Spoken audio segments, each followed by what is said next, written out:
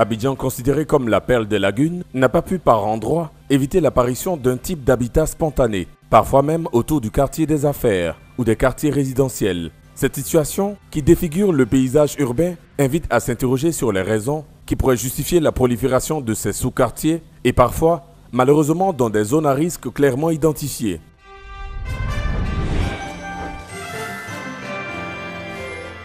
La liste que je vais vous donner n'est pas exhaustive, mais elle concerne les sites où la situation est vraiment critique et sur lesquels on a des travaux imminents et dont on a besoin des sites.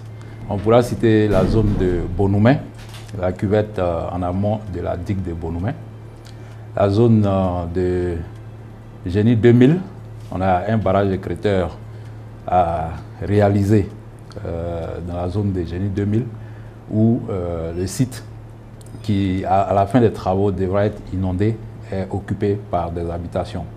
Ça, c'est pour un projet qui a démarré et qui est en cours. Mais indépendamment de ça, dans la zone des Saint-Viateur et au niveau des engrais en amont du barrage existant de Bonoumé, il y a d'autres barrages à faire là-bas où les sites sont occupés.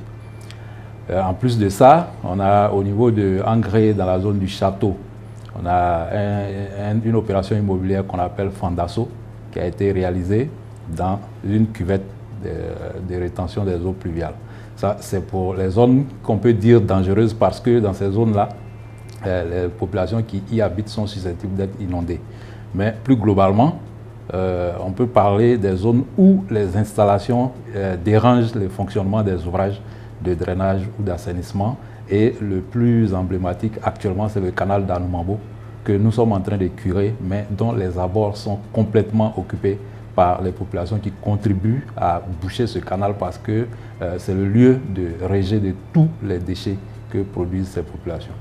Les raisons, nous les observons sur le terrain. Nous n'avons pas demandé aux usagers les raisons qui motivent le fait qu'ils restent sur le terrain, mais nous avons observé principalement deux raisons. La première, c'est que certains habitent sur ces sites-là avec des documents de propriété délivrés par l'administration.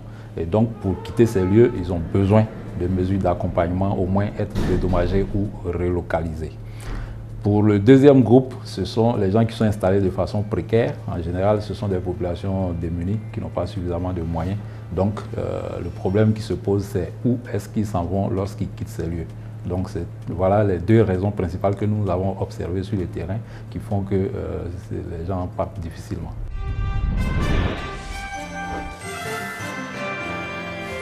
Considérés ainsi comme des zones à risque, occuper ces sites revient à exposer dangereusement la vie des populations occupant ces sites. Car il faut rappeler qu'à chaque pluie diluvienne, c'est malheureusement des morts et des disparitions qui se comptent dans ces zones. C'est donc pour mettre fin à cette situation et préserver des vies que l'État mène différentes actions dans ces zones à risque occupées.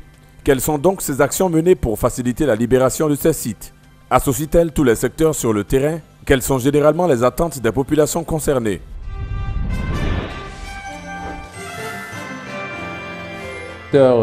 Associés dans la sensibilisation sur le terrain, il y a en plus des services de l'ONAD, on a notre ministère de tutelle qui nous accompagne, mais comme les sensibilisations sont à l'endroit des populations, donc on le fait toujours avec l'appui des communes.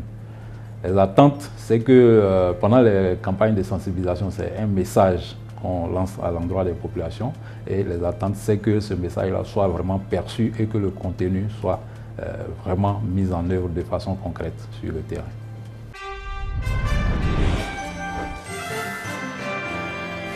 Au regard des raisons qui sembleraient justifier l'occupation de ces sites et surtout les attentes exprimées, il faut dire que cette mission se heurte parfois à certaines difficultés, comme nous l'indique notre consultant.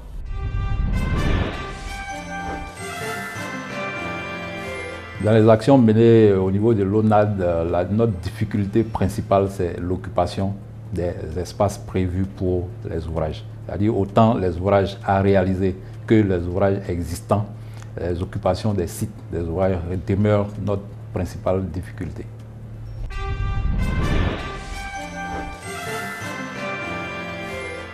À ce sujet, il faut rappeler que nous avons pu avoir dans certaines zones des actes de sabotage ou d'empêchement des agents de travailler. Cependant, le constat qui se dégage est que bien souvent, des populations déguerpies dans certaines zones bien précises se retrouvent dans une autre zone, malheureusement à risque pour se réinstaller, ou parfois reviennent tout simplement réoccuper ces espaces. Dans pareil cas, qu'est-ce qui est prévu pour éviter ce genre de situation? Et quel message transmettre aux populations qui occupent de tels sites?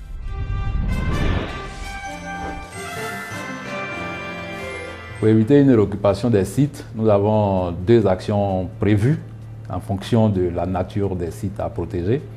Il y a des sites pour lesquels les espaces sont restreints et bien délimités. Pour ces sites-là, nous avons prévu de faire des clôtures lorsqu'on a fini de libérer ces sites.